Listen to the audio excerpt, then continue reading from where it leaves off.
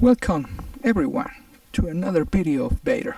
On this time, I'm bringing to you a special video dedicated to my top 10 video games that mark my childhood. Maybe one of this list could be a game that marked your childhood too. Well, let's get started.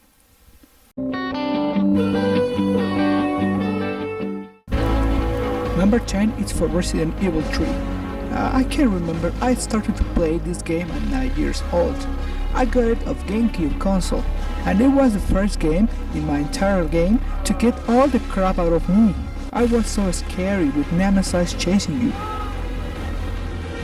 Resident Evil Saga is one of my favorites on gaming, and definitely the Resident Evil 3 deserves more attention and admiration. I enjoyed this game as much as I got scared. Well, in this part of the game, took me the shit out of me. I dropped the controller and run away like a scared bitch. Seriously, just watch.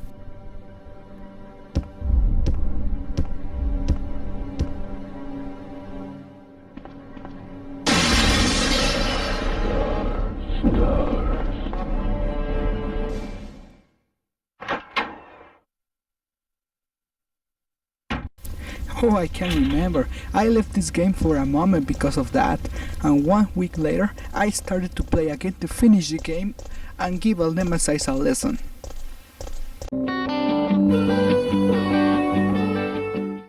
Well, the ninth place is taken by one of the famous games released by Nintendo.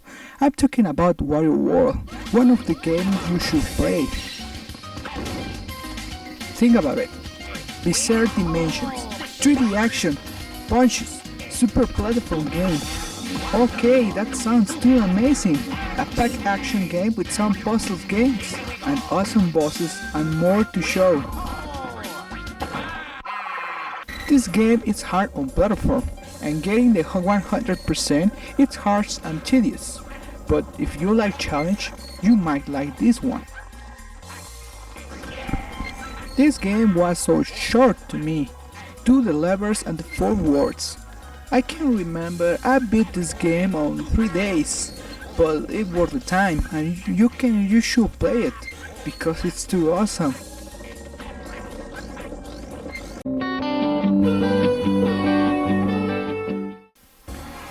The 8th place is for Mario Kart 64.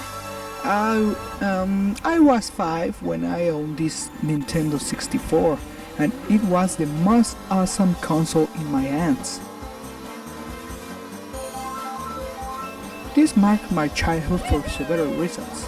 I can remember the music if it would be yesterday, and the glorious moments with my mother and my family. It was hilarious. Everyone of my family played this game. Oh, by the way, the Rainbow Road course was the hardest to master, especially on mirror mode. Everything was so weird and annoying and also hard, but it took a several challenge.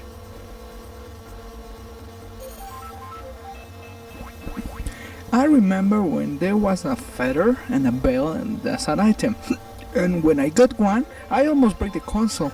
I can't remember. I freaked out so hard. Mario Kart is one of my favorite games so far.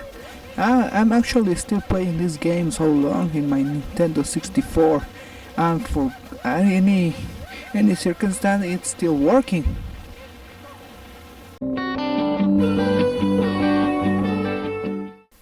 The number 7 took a good place in my childhood.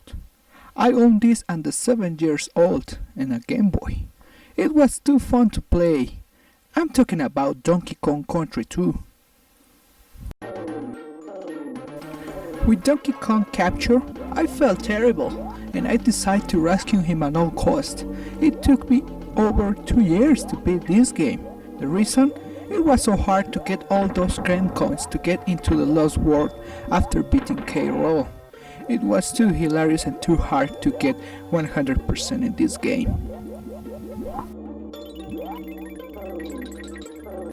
Oh yeah, one of the most frustrating levels in this game was a level called Animal Antics. On this level you take the control of the 4 animals of the game, and the level was so freaking long. I hated this level so bad, and took me over 115 lives to beat at 100%. God, that was so amazing. Well, not really.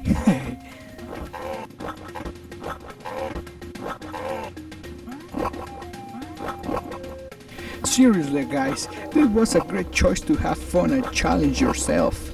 Seriously, if you want challenge, if you want hard levels, if you want to revive your childhood, this game is great and fun to play. I recommend it.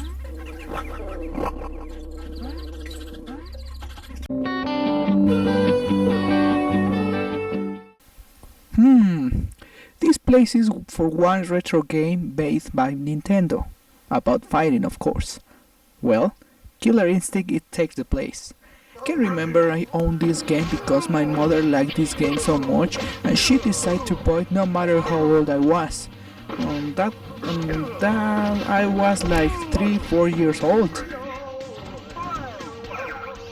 This game really liked me so much, especially the ultra combos and the deaths performed by every character. It was so hilarious. My favorite one was Cinder or whatever it's pronounced. The man on fire who was awesome on fighting and kicking some asses, but not at all. After defeating Fulgor, how was the name of the final boss? Ah yeah, Idol. Idol was the hardest opponent to defeat, a frustrating boss, the hardest in the game. One of the things I can remember perfectly, and because this marked my childhood, is for the music and the character sounds, especially Glacius. His underground punch was music to my ears. I like the whoosh and the uppercut for the below. For those factors, this game deserves to be on the 6th place. Now let's go to the another place.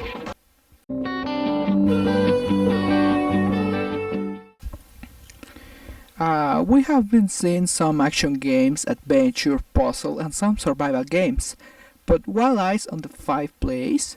We are going to discover right now.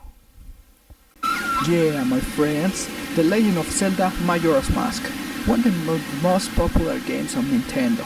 A deep story, 3 days to live, some horrors and great temples make this game to deserve a place on my childhood for very several reasons, guys. Seriously. Yeah, I can remember when I backed this game, I felt so bad. So bad. It gave me some nightmares, especially with the music and the sad story of Link. This game is the darkest side of the Legend of Zelda series. There's much to talk about this game, but the most important thing is the music. The music was the factor to make this game so scary and awesome, but the game itself is a great piece of art in my opinion, a great success. Also keep in mind that the Majora's Mask was the creepiest part on the game, due to the music. When you are fighting with him or her or whatever, the music makes you if you were inside the game, and I was scared with the second transformation, like the oh my god, he's dancing breakdance. What the fuck is this? Majora's Mask take the 5th place in my childhood. Let's see what's next.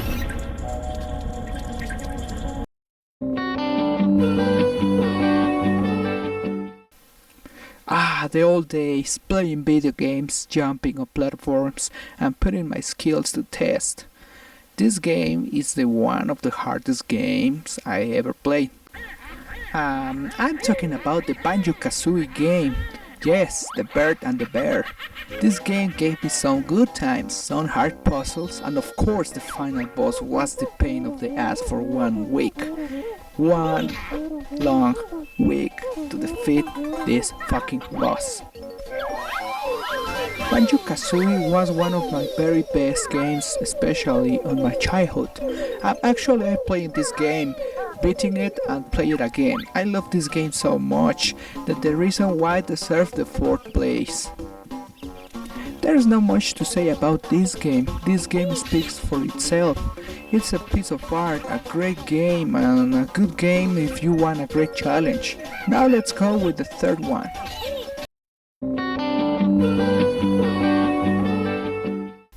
Oh god, we are on the top 3 games. This gonna be interesting.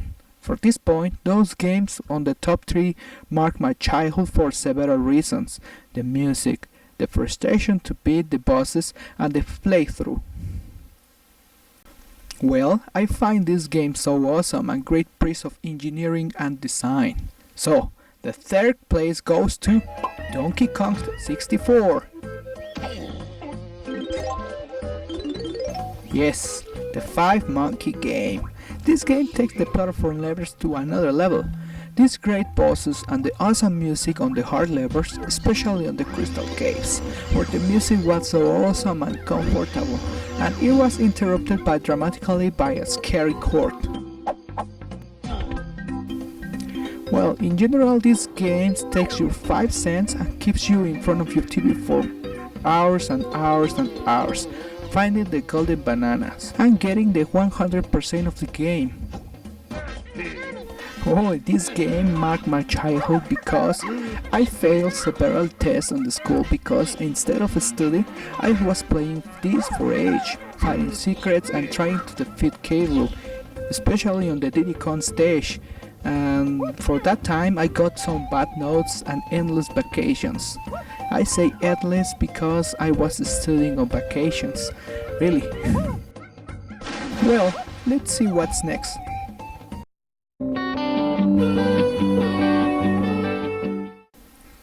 Well, this title is for a video game who deserves all my admiration. My entire family, I can remember, played this for hours. However, it's right to say that my entire family is gamer. That's awesome. So we could play together in this game.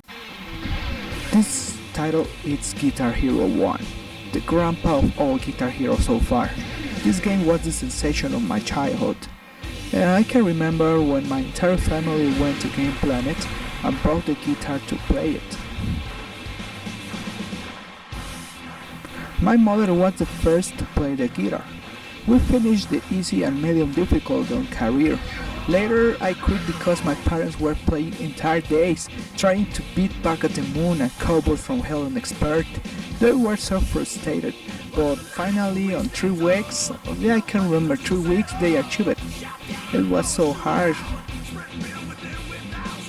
The songs and the gameplay was so awesome. I can remember the Frankenstein song, Even Rats, Get Ready to Rock, Godzilla, and another one was my favorite song so far, and I can listen to Guitar Hero songs all day long.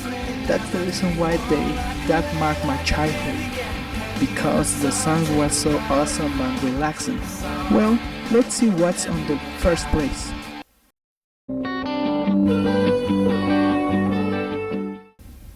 Cha. Number 1. The company of Atari, I can remember, developed a game that there was the master of all video games so far. There was so awesomeness in every second I spent playing that game, and I think it must be considered as the best game ever. I'm talking about the E.T. the Extraterrestrial, the best game. Well, that was a good joke. I'm joking, really. This game was horrible. And I'm sorry if you got like, oh my god, what the fuck is wrong with this guy? Well, let's be serious. Well, the game who deserves to be in the top of those awesome games is for Pac-Man World 2. Seriously, guys, this game was so awesome. Awesome music, good dynamics, outstanding level design, and worse than all, the freaking difficult to beat the levels. Yeah, if you want an awesome challenge, Pac-Man is for you. Namco developed the most frustrating levels to beat, and even worse, try to get in the 100% of all levels. Double the fun, double the pain. And the songs of this game for every level were unique. It seems if you were inside the game, especially on snow and volcano levels.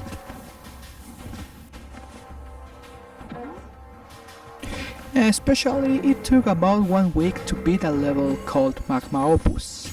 Once beaten, I said, oof, that was so hard, up to beat the boss, and I never really was able to know that was I signing my death penalty. Clyde the fucking red phantom with the fucking machine. Seriously guys, the hardest and longest boss on the game, even could be considered as the hardest boss in not gaming history. Well, not so much, but it was hard. Hard, and I said it's hard. Oh, another mindfuck level was a level called Gospayo. It was a kind of labyrinth, and the hard reach of the fruit and pack dots makes the level so frustrating and annoying. But this game leaves so much things to remember, a nice story to tell and share. Seriously guys, Pac-Man World 2 was the game who marked my childhood, really. It was one of my favorite games and I'm still loving it because the gameplay was unique, and I remember I played this game with my mom and it was so frustrating to try the game and again and again and again, especially on Magma Opus as I said before. But this game is awesome, you should play it. If you play it, you can cry and say, oh my god, my childhood it's there, thank you Vader. Well, that's a good memory. That's all my friends, that was my childhood and I hope you enjoyed. I hope at least one of these games marks your childhood too, and remember to smash that like button. Subscribe, that would be amazing, and soon expect more videos like this. Better says goodbye and say peace. No peace like P, no peace. Better's out.